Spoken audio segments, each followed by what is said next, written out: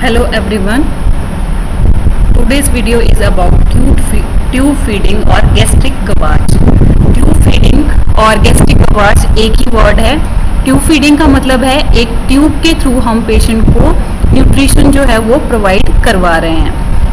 तो gavage feeding is an artificial method of giving fluids and nutrients through a tube that has passed into the oesophagus and stomach through the nose, mouth or through the opening made on the abdominal wall when oral intake is inadequate or impossible. जब patient oral intake उसको नहीं ले पा रहा है या फिर इनएडिक्वेटली ले रहा है तो उसकी न्यूट्रिशनल नीड्स को कंप्लीट करने के लिए हम आर्टिफिशियली उसको फीड प्रोवाइड करवाते हैं, न्यूट्रिएंट्स प्रोवाइड करवाते हैं. वो या तो नोज के थ्रू होता है, माउथ के थ्रू होता है या फिर एब्डोमिनल वॉल में एक ओपनिंग बनाई जाती है, उसके थ्रू भी हम उसको फीड जो है या न्यूट्रिएंट्स जो है वो देते हैं. तो उसको ही हम ट्यूब फीडिंग या गैस्ट्रिक गवाच बोलते हैं. नेक्स्ट है इसकी इंडिकेशंस फॉर ट्यूब फीडिंग. अब ट्यूब फीडिंग की क्या ज़रूरत पड़ती है, किन कंडीशंस में हम पेशेंट को ट्यूब फीडिंग करवाते हैं. तो फर्स्ट पॉइंट है when the client is unable to take food by mouth, for example unconscious semi conscious patients. जब पेशेंट अनकॉन्शियस होता है या सेमी कॉन्शियस होता है तो पेशेंट अनेबल होता है फूड लेने के माउथ के थ्रू. तो उस कंडीशन में हम उसको नोज के थ्रू या फिर ईसोफेगस के थ्रू हम उसको फीड देते हैं. उसको वो एक फर्स्ट इंडिकेशन होगी. Next indication is when the patient is too weak to swallow food or when the condition make it difficult to take a large amount of food orally. जब patient बहुत week होता है, उससे खाना चबाया नहीं जा रहा है या फिर पेशेंट को बहुत ज़्यादा अमाउंट में हमने फूड देना है और पेशेंट नहीं ले पा रहा है, उस कंडीशंस में भी हम पेशेंट को ट्यूब फीडिंग रिकमेंड करते हैं. तो फर्स्ट इसमें एग्जांपल है जैसे एक्यूट एंड क्रॉनिक इन्फेक्शंस हो गए, सीवियर बर्न्स वाले जो पेशेंट होते हैं, टर्मिनल मैलिग्नेंसी जो एंड स्टेज की मैलिग्नेंसी वाले पेशेंट होते हैं, कैंसर वाले पेशेंट होते हैं, उनको माल न्यूट्रिशन से जो पेशेंट होते हैं या फिर प्री मेच्योर बेबीज जो होते हैं, प्री मेच्योर बेबीज को भी हम ट्यूब के थ्रू ही फीडिंग करवाते हैं. नेक्स्ट है इसमें condition when condition of mouth or oesophagus make the swallowing difficult or impossible. For example fracture of jaw, repair of cleft palate and cleft lip, surgery of mouth, throat and oesophagus, paralysis of face etcetera. अब और conditions है जिसमें कि patient mouth के through या फिर oesophagus के through जो स्वेलोइंग नहीं कर पा रहा है, जैसे कि फ्रैक्चर ऑफ जॉ में ऐसा होता है, repair of cleft palate and cleft lip, इस कंडीशन में पेशेंट मुंह से खाना नहीं खा सकता है. Then surgery of mouth, mouth की कोई सर्जरी हुई है, थ्रोट की कोई सर्जरी हुई है, ईसोफेगस की कोई सर्जरी हुई है या फिर उसको पैरालिसिस ऑफ फेस है. तो इन कंडीशन में पेशेंट ओरली खाना नहीं खा पाता है, तो इन कंडीशन में हम उसको ट्यूब फीडिंग या फिर गैस्ट्रिक गवाच करवाते हैं.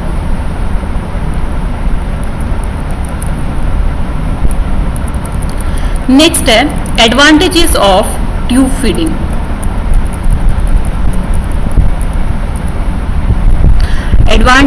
फर्स्ट एडवांटेज है an adequate amount of all type of nutrients including distasteful foods and medication can be supplied. अब एडवांटेजेस क्या क्या है ट्यूब फीडिंग की. फर्स्ट है हम उसको हर टाइप के न्यूट्रिएंट्स दे सकते हैं, डिस्टेस्टफुल फूड भी हम उसको दे सकते हैं और कोई मेडिकेशन जो वो नहीं ले पा रहा है उनको भी हम क्रश करके ट्यूब फीडिंग के ड्यूरिंग दे सकते हैं. Then large amount fluids can be given with safety के द्वारा हम पेशेंट को लार्ज अमाउंट ऑफ फ्लूइड जो है वो दे सकते हैं. Then feeding tube may be continued for weeks without any danger to the client. Tube feeding हम कई हफ्तों तक दे सकते हैं लगातार without any danger. Then the stomach can be aspirated any time if desired. Tube feeding के tube जब हम इंसर्ट करते हैं पेशेंट के स्टमक में, उसके द्वारा हम पेशेंट का जो कंटेंट है फूड का उसको एस्पिरेट भी कर सकते हैं.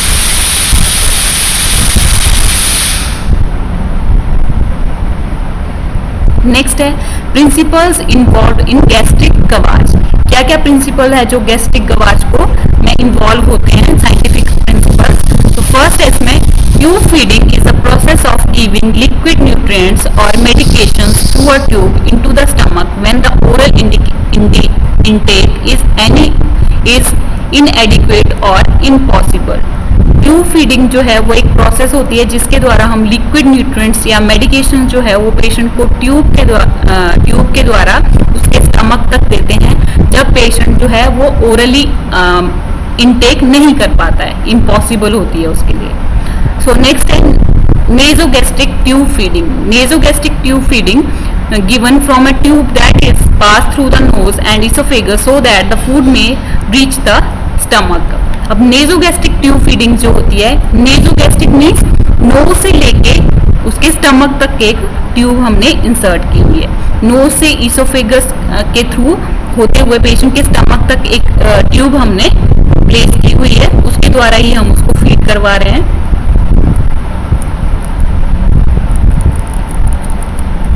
नेक्स्ट है ओरोगैस्ट्रिक फीडिंग.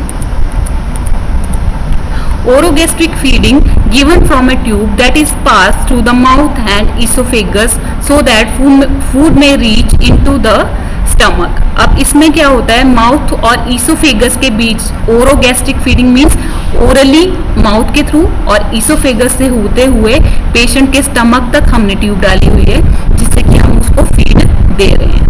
नेक्स्ट है गैस्ट्रोस्टमी फीडिंग. गैस्ट्रोस्टमी फीडिंग यहाँ पे आप कॉन्सेंट्रेट कर सकते हैं. Gastrostomy feeding means liquid diet or feeding is given through a tube or catheter which is introduced into the stomach through the abdominal wall. Gastrostomy feeding अब होती है, इसमें एक कैथेटर या ट्यूब एब्डोमिनल वॉल में होल करके वहां से इंट्रोड्यूस की हुई होती है और डायरेक्टली हम वहां से ही पेशेंट को डाइट जो है वो देते हैं.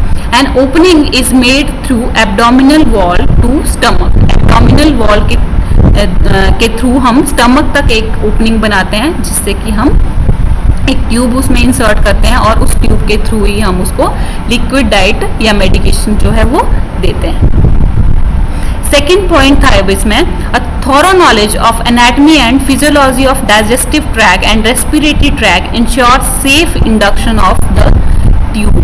मीन्स इसमें एक प्रिंसिपल और इन्वॉल्व होता है कि हमें एनाटमी और फिजियोलॉजी जो है वो डाइजेस्टिव ट्रैक की और रेस्पिरेटरी ट्रैक की वो पता होनी चाहिए ताकि हम प्रॉपरली जो ट्यूब है उसको इंड्यूस कर सके पेशेंट के स्टमक में. अगर हमें प्रॉपरली उसका प्लेस नहीं पता होगा कि कहाँ हमने ट्यूब इंसर्ट करनी है तो उसको हम मिसप्लेस कर सकते हैं. सो प्रॉपर नॉलेज होना चाहिए एनाटमी एंड फिजियोलॉजी का, ये बेसिक प्रिंसिपल है इसमें. Next, mental and physical preparation of client facilitate introduction of the tube. Patient की मेंटल और फिजिकल प्रेपरेशन हमें करनी पड़ती है पहले ताकि पेशेंट जो है वो हेल्प कर पाए जब हम उसको ट्यूब जो है इंसर्ट कर रहे हैं. अगर पेशेंट कोऑपरेट नहीं करेगा तो डिफिकल्ट होता है ट्यूब को इंसर्ट करना पेशेंट के नोज से. Next, provide comfort and safety to client. Next, example articles before procedure protect personal clothing, check the tube for kinks and patency. हमने पेशेंट्स के बेड साइड के पास हमने आर्टिकल्स को असेंबल कर लेना है प्रोसीजर से पहले. पेशेंट की पर्सनल क्लोथिंग्स जो है वो जैसे उसका कुर्ता पजामा है उसको हमने प्रोटेक्ट कर लेना है ताकि उसमें कोई सिक्रीशंस वगैरह ना गिर जाए. पेशेंट जो ट्यूब है उसको किंक्स और पेटेंसी के लिए हमने चेक करना है. पेशेंट कहीं जो ट्यूब है कहीं से कटी हुई तो नहीं है, कहीं से किंक तो नहीं हुई है. Then apply lubricant for easy insertion. Easy insertion के लिए पहले हमने उसमें लुब्रिकेंट जेली जो है वो अप्लाई करनी है ट्यूब की नोज पे.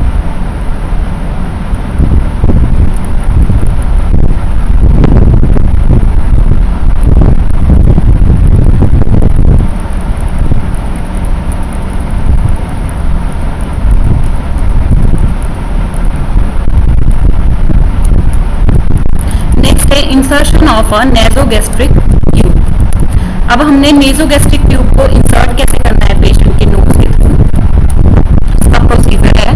इसमें फर्स्ट डेफिनेशन है, it is a insertion of tube through the nasopharynx into the stomach. Nasopharynx के थ्रू हमने स्टमक तक एक ट्यूब इंसर्ट करनी है, उसी को नेजोगैस्ट्रिक ट्यूब इंसर्शन या इंट्यूबेशन बोलते हैं. नेक्स्ट इसके purposes, to decompress the stomach by removing fluids and gases. Next, to prevent relief nausea and vomiting after surgery. Then to give gastric feeding, to obtain specimens of gastric content for lab studies. जब हम एक nasogastric tube patient के stomach में डाल देते हैं तो हम उससे एस्पिरेट भी कर सकते हैं गैस्ट्रिक कंटेंट्स को स्टडी के लिए, लैब स्टडी के लिए. Then to administer medicine, give gastric gavage, that is irrigation of stomach in case of active bleeding, poisoning.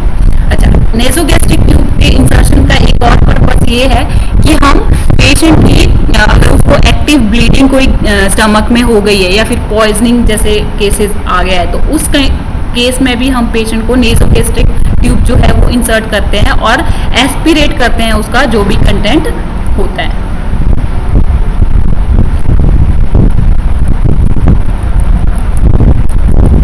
Next है असेसमेंट. नेजोगैस्ट्रिक ट्यूब इंसर्ट करने से पहले क्या असेसमेंट करना है? फर्स्ट है identify the patient with name, bed number, registration number etcetera. Patient जो भी हमारा है जिसको हमने नेजोगैस्ट्रिक ट्यूब डालनी है उसको आइडेंटिफाई करना है उसके नाम से, बेड नंबर से, उसके रजिस्ट्रेशन नंबर से. Check the doctor's order for any specific precautions if any regarding the tube feeding, movement of client, positioning of patient etcetera. तो पेशेंट के को नेजोगैस्ट्रिक ट्यूब इंसर्शन से पहले हमने डॉक्टर्स के ऑर्डर को चेक करना है. क्या हम पेशेंट को ट्यूब फीडिंग करवा सकते हैं, पेशेंट को मूव करवा सकते हैं, पेशेंट को हम मनचाही पोजीशन में पोजीशन दे सकते हैं या नहीं दे सकते. अगर पेशेंट को कोई फ्रैक्चर है तो उस कंडीशन में हम पेशेंट को पोजीशन नहीं दे सकते, उसको मूवमेंट भी हम रिस्ट्रिक्टेड होती है. तो इस तरह से हमने पेशेंट की कंडीशन देख लेनी है पहले, डॉक्टर्स के ऑर्डर्स को भी चेक करना है. Then third, check the level of consciousness and ability to follow directions. Patient का कॉन्शियसनेस लेवल चेक करना है, उसकी एबिलिटी चेक करनी है कि वो हमारी इंस्ट्रक्शंस को फॉलो कर सकता है कि नहीं कर सकता है. Next, check the ability for self care, ability to move and to maintain a desired position during insertion of the tube. तो ये सारे पॉइंट्स हमने असेस करने हैं before inserting the tube. Next, articles which are required for this purpose, for this procedure. First है इसमें a tray containing kidney tray, Macintosh and towel, cotton tip applicator and saline. ये saline और applicator होता है to clean the nostril patient के जो है उनको clean करने के लिए. Next है Levine's tube और Ryle's tube, size 18 to 12 FR. Levine's tube बोलते हैं या फिर Ryle's tube बोलते हैं जो हम नेजोगैस्ट्रिक ट्यूब को ही बोलते हैं जो हम पेशेंट को इंसर्ट करते हैं. और इसका साइज जो एडल्ट पेशेंट के लिए होता है वो होता है 8 से 12 FR. तो ये आपका मेनली पॉइंट आपको पता होना चाहिए कि लिवाइन्स ट्यूब और राइल्स ट्यूब क्या होती है. नेक्स्ट है ल्यूब्रिकेंट जेली होनी चाहिए हमारे पास, एडहेसिव टेप एंड सीजर होनी चाहिए. एडहेसिव टेप एंड सीजर होनी चाहिए हमारे पास. टेप हम का एक पीस लेते हैं, उससे जो है हम उस ट्यूब को बाद में फिक्स करते हैं पेशेंट के नोज के साथ. देन गॉज पीसेस होने चाहिए हमारे पास. क्लीन सिरिंज साइज 10 ml ये होनी चाहिए to aspirate the gastric contents from the stomach. Then a bowl with water होना चाहिए to test the location of the tube. अगर पेशेंट की ट्यूब लोकेशन उसकी स्टमक में होगी तो जो बाउल ऑफ वाटर है उसके थ्रू हमें ये चेक कर सकते हैं. बाद में आपको मैं ये समझा दूंगी प्रोसीजर के ड्यूरिंग कैसे करते हैं. Next, clamp to prevent leakage of gastric content, clamp होना चाहिए हमारे पास. Then suction apparatus to clean the airway and gloves to maintain asepsis. इसमें हम क्लीन स्टेराइल ग्लव्स यूज करेंगे ताकि पेशेंट को कोई इन्फेक्शन ना हो. नेक्स्ट है preparation of client and the unit. First point है इसमें explain the procedure to the patient if the patient is conscious to gain his confidence and corporation. Next point, explain the sequence of procedure and explain how the patient can cooperate with you. Next, third point is provide privacy. Fourth point, provide a safe and comfortable position for patient. If the patient general condition of patient permits, place him in a Fowler's position. If the condition is weak, raise the head with extra pillows. Then place the Macintosh and face towel across the chest and under the chin to protect the garments and the bed linen. Next point, allow the client to adjust the kidney tray according to his convenience or keep the kidney tray next to the patient ready to use if he vomits. Then remove the dentures if any and place it in a bowl of clean water. Then arrange the articles conveniently on the bedside locker. Then give a gauze piece in the patient's hand to wipe the face and lips when necessary. So this was all about the preliminary preparation. So ये है इस picture में जैसे कि depict हो रहा है, तो हमने नोज से लेके ईयर लोब तक मेजर करना है ट्यूब की लेंथ को. उसके बाद हमने ईयर लोब से लेके जीफिस प्रोसेस जो होती है पेशेंट के चेस्ट के ऊपर, वहां तक हमने मेजरमेंट करनी है ट्यूब की. ओके, इस तरह से मेजर करके हमने जो जितना भी अब लेंथ आएगी उस ट्यूब की, उतने तक हमने पेशेंट के अंदर वो इंसर्ट करनी है. Next is procedure. So first is wash hands, take the tube and check whether it is good order, check for patency. Then measure distance on the tube from the bridge of the nose to the earlobe plus the distance from the earlobe to the tip of the xiphoid process of the sternum.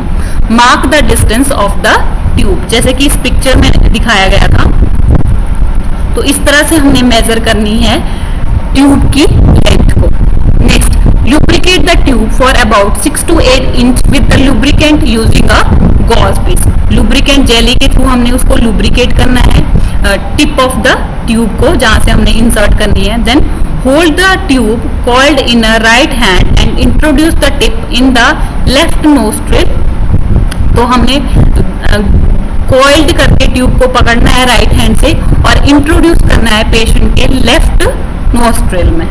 उसके बाद pass the tube gently but quickly backward and downward. उसके बाद हमने tube को gently जो है और जल्दी जल्दी जो है वो बैकवर्ड एंड डाउनवर्ड प्रोसेस में इंसर्ट करना है.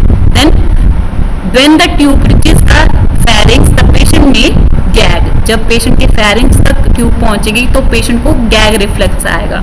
तो उस टाइम पे allow him to rest for a while. उस टाइम हमने थोड़ी देर के लिए रुकना है. Then ask him to take breath. उस टाइम पे हमने पेशेंट को बोलना है कि वो लंबी लंबी सांस ले. Next, ask the patient to take sips of water and swallow on the command. उसके बाद हमने पेशेंट को बोलना है कि सिप्स ले पानी के और उनको धीरे धीरे swallow करे. Advance the tube 3 to 4 inch each time patient swallow. जब जब पेशेंट swallow करेगा उस टाइम पे हमने 3 से 4 इंच के इंटरवल में हमने पेशेंट की ट्यूब जो है वो इंसर्ट करते जाना है. Continue to advance the tube until it reaches the previously designated mark. जब तक हमने पेशेंट मतलब ट्यूब को तब तक हमने इंट्रोड्यूस करते रहना है जब तक कि वो जो हमने मार्क उस पर लगाया था, लेंथ जो हमने मेजर की थी, वहां तक पेशेंट के जो वो ट्यूब नहीं चली जाती है. उसके बाद check the placement of tube in stomach. Stomach में हमने अब प्लेसमेंट देखना है ट्यूब का. वो कैसे चेक करेंगे?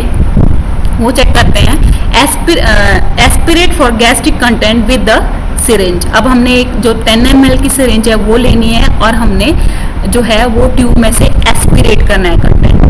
Then place the end of the tube with the syringe barrel or funnel into a bowl of water and note the rhythm of escaping bubbles. अगर ये हमने नहीं करना है तो उसके अलावा हम क्या कर सकते हैं, जो बाउल ऑफ वाटर हमारे पास है उसमें से हमने क्या करना है वो रखना है और वहां पे टिप ऑफ द ट्यूब जो एंड है ट्यूब का उसको देखना है उसमें प्लेस करके, और हमने देखना है कि उसमें बबल आ रहे हैं या नहीं आ रहे हैं. ठीक है, अगर उसमें बबल्स आ रहे हैं it means it goes to lungs में गई हुई है ट्यूब. अगर उसमें बबल नहीं आ रहे हैं या बहुत कम बबल आ रहे हैं तो इसका मतलब है कि जो ट्यूब है वो स्टमक में ही गई हुई है, मीन्स कि ट्यूब सही जगह पे प्लेस हो गई है. अगर उसमें से बबल ज्यादा आ रहे हैं मीन्स कि वो लंग्स में है क्योंकि हवा उसमें ज्यादा वहां से आ रही है.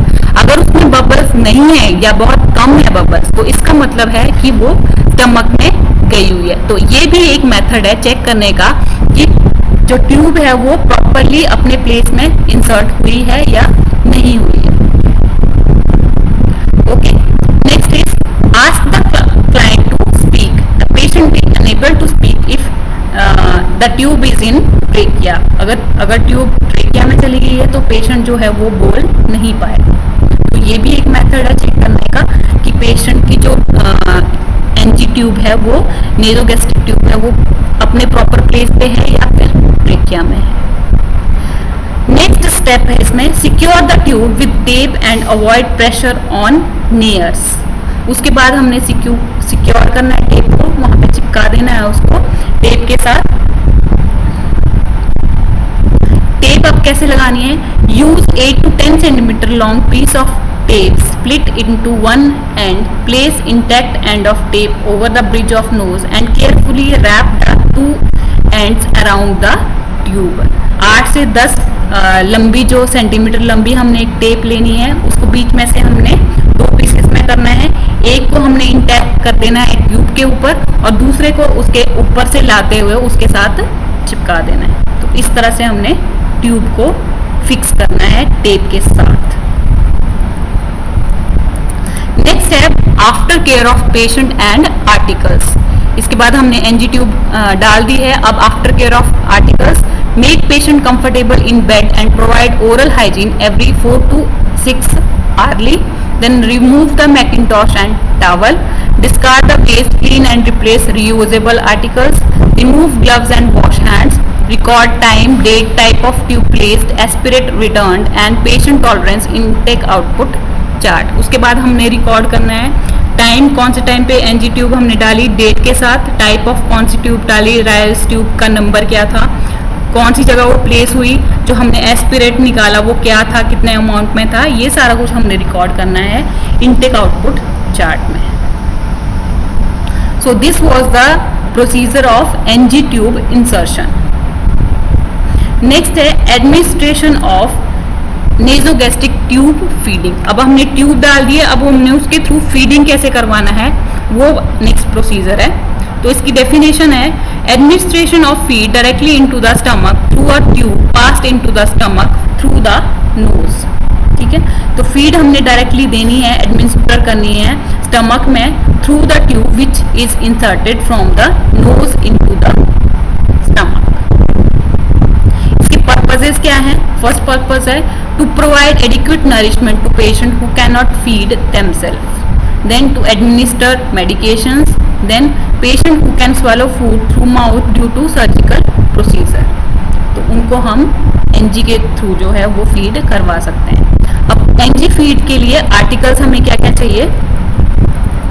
फर्स्ट तो है फीड जो हमने देनी है, देन सिरिंज 20 to 50 ml की, 20 से लेके 50 ml के बीच के या फिर 20 ml की सिरिंज या फिर 50 ml की सिरिंज जो है वो हम इसमें यूज करते हैं। Then water in a container, then stethoscope, kidney tray, towel, clean gloves. तो ये आर्टिकल्स हमें चाहिए। नेक्स्ट है procedure, identify patient and explain the procedure, assess for food allergies, time of last feed, power sounds etcetera, ये हमने check करना है। Next assist patient to take Fowler's position, patient को असिस्ट करना है फाउलर्स पोजीशन में रखना है उसको। Then wash your hands, spread towel और patient's chest, then wear gloves and attach the syringe to the nasogastric tube and aspirate stomach content। अब feed देने से पहले हमने पहले एस्पिरेट करना है जो भी पेशेंट के स्टमक में कंटेंट है। Then if tube placement is confirmed in place, pinch the feeding tube and attach the barrel of feeding syringe to the tube। अगर हमें कंफर्म हो गया है कि जो ट्यूब है अपने प्लेस में है तो हमने अब प्रोसीजर को आगे बढ़ाना है। हमने पिंच करना है ट्यूब को और अटैच करना है जो फीडिंग सिरिंज है हमारी उसको ट्यूब के साथ। Then fill the syringe barrel with the some water and allow it to flow in by gravity by raising barrel above the level of patient's head। अब पेशेंट के जो सिरिंज हमने लगाई जिससे हमने फीडिंग देनी है उसमें हमने पानी थोड़ा सा डालना है और उस पानी को जाने देना है पेशेंट के स्टमक में।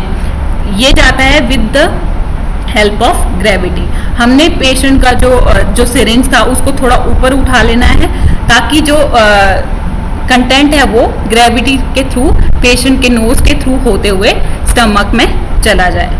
उसके बाद pour feed into the syringe barrel and allow it to flow into the stomach. उसके बाद हमने फीड डाल देनी है सिरिंज में और उसको अलाउ करना है फ्लो के लिए, जैसा कि इस पिक्चर में दिखाया हुआ है।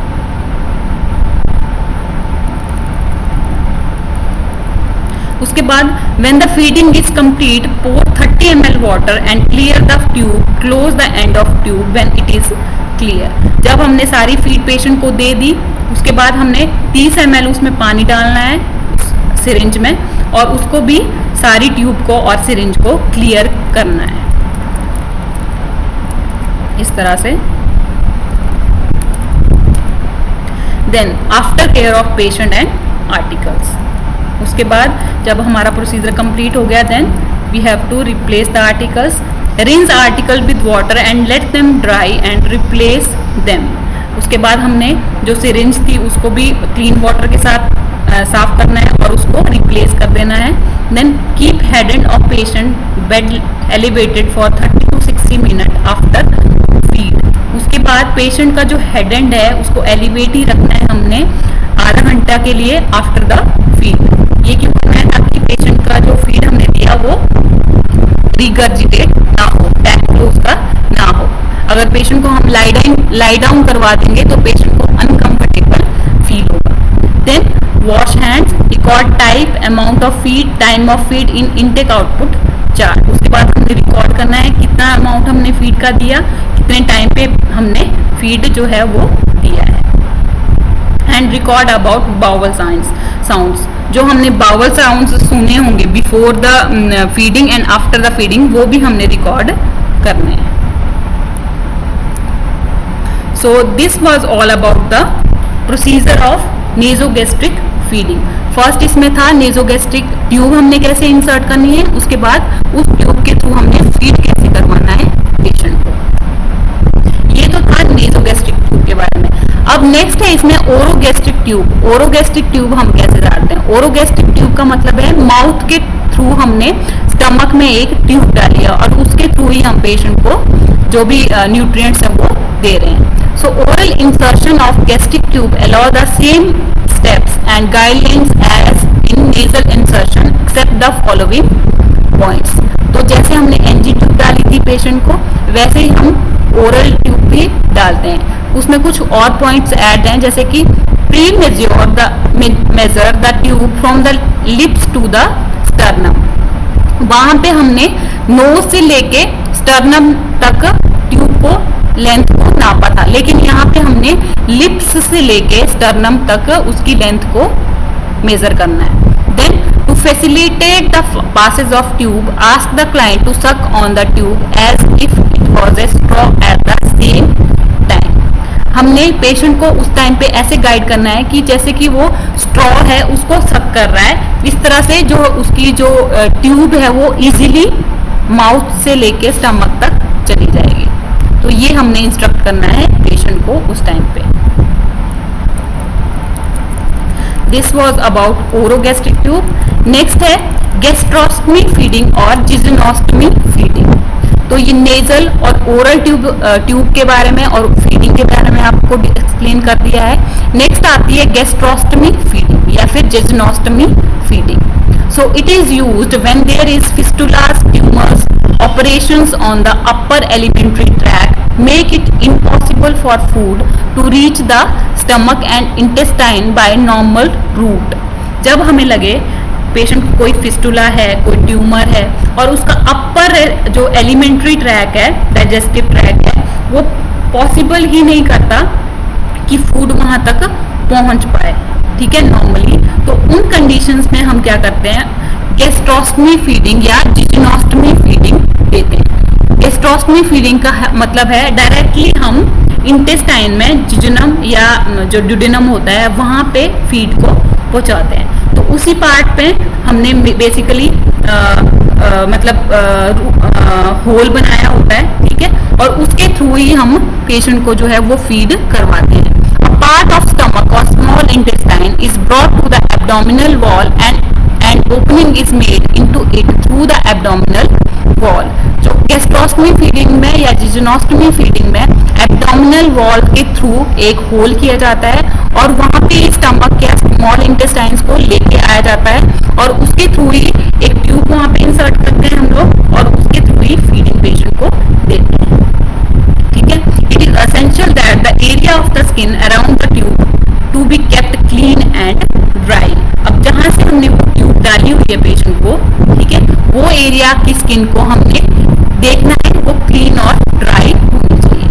ठीक है. उस जगह पे मेनली इन्फेक्शन हो जाता है पेशेंट को, तो उसके लिए a waterproof ointment such as zinc oxide may be applied around the tube to protect the skin from irritation of HCl.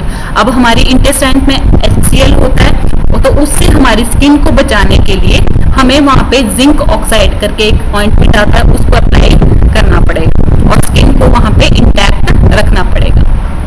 Feed given through the gastrostomy tube are same as those given by NG tube and the amount are given at same interval. जैसे हम NG tube के through feeding देते थे उसी तरह से हम गैस्ट्रोस्टमी tube के थ्रू भी फीडिंग पेशेंट को दे सकते हैं. सेम अमाउंट दे सकते हैं और सेम इंटरवल के टाइम पे दे सकते हैं. मीन्स विद इन 4 आवर्स और विद इन 6 आवर्स हम जो है पेशेंट को वो फीड दे सकते हैं. So this is all about gastric gavage. इसमें पहले था एनजी ट्यूब के थ्रू फीडिंग कैसे करवाते हैं, ओरल गैस्ट्रिक ट्यूब के थ्रू फीडिंग कैसे करवाते हैं एंड गैस्ट्रोस्टमी फीडिंग या जिजोनोस्टमी फीडिंग को कैसे करवाते हैं. So this is all about